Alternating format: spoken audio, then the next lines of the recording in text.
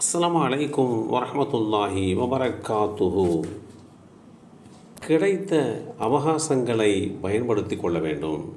Abu Hurairah ரலியல்லாஹு அன்ஹு அவர்கள் கூறினார்கள், ஒரு நாள் அல்லாஹுடைய தூதர் ஸல்லல்லாஹு அலைஹி வஸல்லம் அவர்கள் எங்களிடம், இன்று உங்களில் நோன்பு நோற்றிருப்பவர் யார் என்று கேட்டார்கள்.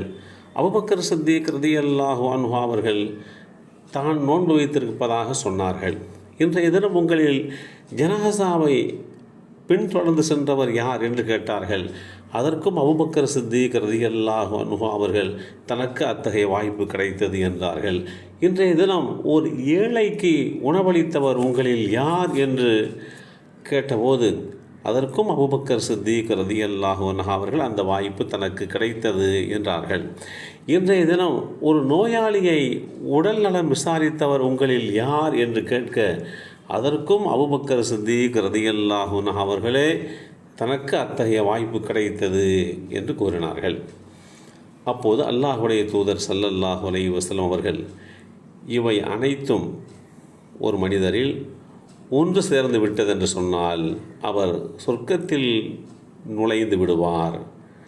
இந்த செய்தி ஸஹீஹ் முஸ்லிமில் 4758 என்ற எண்ணிலே பதிவு செய்யப்பட்டிருக்கிறது.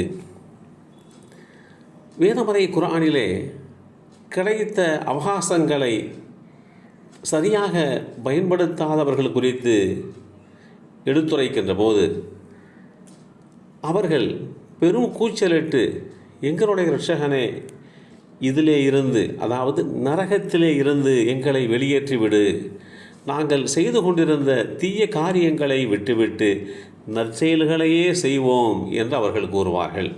அதற்கு அல்லாஹ் அவர்களை நோக்கி, நல்லுணர்ச்சி பெறக்கூடியவர், நல்லுணர்ச்சி பெறுவதற்குரிய போதுமான காலம் இந்த பூமியில் உங்களை நாம் உயிரோடு விட்டு வைத்தோம் அல்லவா? அப்போதெல்லாம் உங்களுக்கு இப்படிப்பட்ட எண்ணம் வரவில்லையே?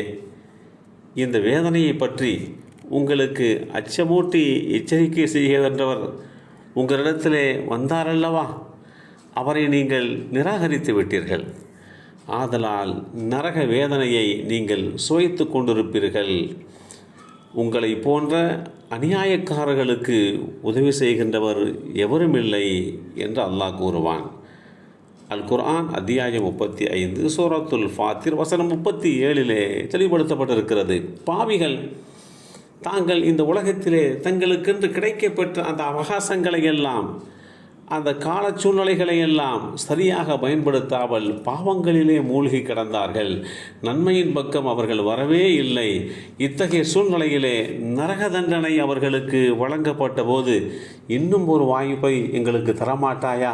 அப்படி அந்த வாய்ப்பை தந்தால் நாங்கள் நல்லோராக வாழ்வதற்குண்டான சாத்தியக்கூறுகளை எங்களால் உருவாக்கி கொள்ள முடியும் என்று கேட்கின்ற போது அல்லாஹ், ஒரு முறை வாய்ப்பு வழங்கப்பட்டு விட்டது, மீண்டும் அத்தகைய வாய்ப்பு உங்களுக்கு வழங்கப்படாது, கொடுக்கப்பட்ட அவகாசங்களை முறையாக நீங்கள் பயன்படுத்தவில்லை என்று அந்த மக்கள் நரகத்திலேயே நரகினுடைய தண்டனையை தொடர்ச்சியாக அனுபவிக்கக்கூடிய ஒரு நிலையைத்தான் இந்த வசனத்தின் வாயிலாக அல்லாஹ் தெளிவுபடுத்துகிறான். மனித சமூகம் நல்லுணர்ச்சி பெறுவதற்கு போதுமான கால அவகாசத்தை இந்த உலகத்திலே தந்திருப்பதாக அல்லாஹ் இந்த வசனத்திலே குறிப்பிடுகிறான். இந்த உலக வாழ்க்கையில் ஒவ்வொரு மனிதருக்கும் வழங்கப்பட்டிருக்கக்கூடிய ஆயுட்காலம் என்பது அனுபவிப்பதற்கு மட்டுமல்ல, இதனை வைத்து நாளை வருகின்ற மறு உலக வாழ்க்கைக்கு, அந்த வாழ்க்கையை வெற்றிகரமாக ஆக்குவதற்கு என்ற அடிப்படையிலே தான் வழங்கப்பட்டிருக்கிறது. எனவே இந்த உலக வாழ்க்கை என்பது ஒவ்வொரு மனிதருக்கும் வழங்கப்பட்டிருக்கக்கூடிய ஒரு மிகச்சிறந்த கால அவகாசம், அரிய வாய்ப்பு. இந்த கால அவகாசத்தை, இந்த வாய்ப்புக்கு பின்னால் மறு வாய்ப்பு மனிதனுக்கு இல்லை.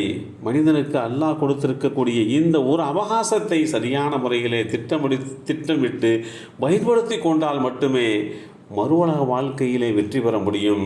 இந்த வாய்ப்பை தவறவிடுகின்றவர் மறுமையினுடைய வெற்றி கேள்விக்குறியாகிவிடும் என்பதைத்தான் அல்லாஹ் சுப்ஹானஹு தஆலா இந்த வசனத்தின் வாயிலாக தெளிவுபடுத்துகிறான். எல்லாம் வல்ல அல்லாஹு தஆலா நமக்கு கொடுத்த அந்த அவகாசத்தை முறையாக, சரியாக, நன்மையான வழிகளிலே செலவழிப்பதற்குண்டான வாய்ப்பை நமக்கும் நம் சந்ததிகளுக்கும் வழங்கி அருள் புரிவானாக. அஸ்ஸலாமு அலைக்கும் வரஹ்மத்துல்லாஹி வபரகாத்துஹு.